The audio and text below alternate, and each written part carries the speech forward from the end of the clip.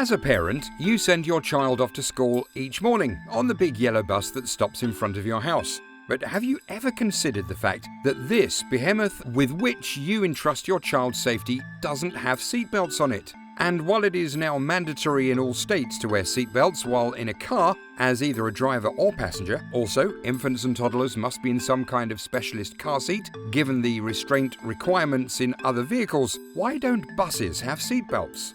From space compartment to road traffic safety. Here are 5 reasons why buses don't have seatbelts, brought to you by Brilliance.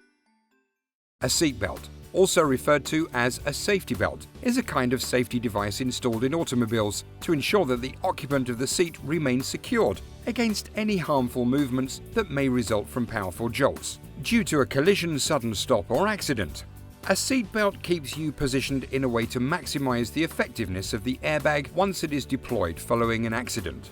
Not only that, but seatbelts also help you to experience a more comfortable ride by making sure that you don't sway or jerk while maneuvering through turns.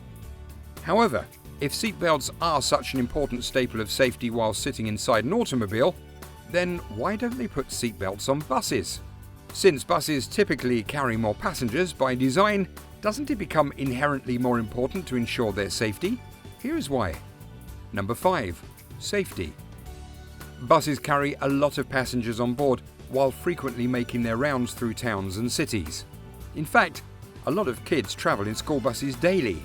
Given the fact that a lot of innocent young kids travel in these vehicles, there must be something reassuring about the safety that buses provide. Buses are designed to be safe, at least safer than other vehicles, according to the National Safety Council.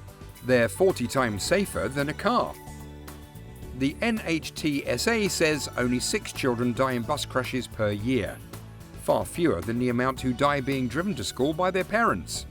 Also, these buses don't usually go as fast as other vehicles, which are of the same size but have less weight riding on their wheels.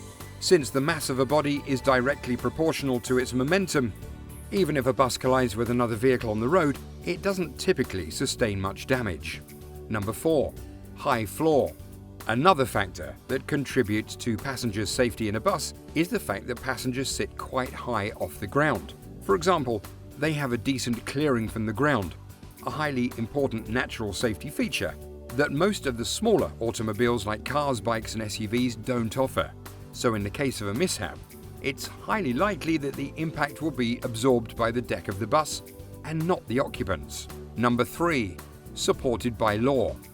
Federal law dictates that only vehicles under £10,000 are required to have seatbelts installed. Above that weight, which most school buses are, there's no requirement. So why include them if they're going to raise the cost of buses for schools? Again, imagine how difficult it is to monitor and enforce the use of seatbelts when it involves 30 riotous children and a bus driver who's busy driving. Because everyone expects this to be ludicrous, vehicle designers found other ways to protect children in crashes other than using seatbelts. Number 2. Cost effectiveness. Another answer to why buses do not have seatbelts is cost. It's estimated that adding seatbelts to buses would add between $8,000 and $15,000 to the cost of each bus. Also, seatbelts would take up room currently used as seats, meaning that each bus would have fewer seating places.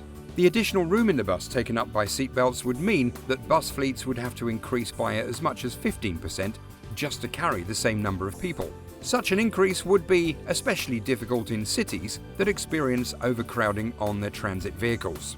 Number 1. Compartmentalization.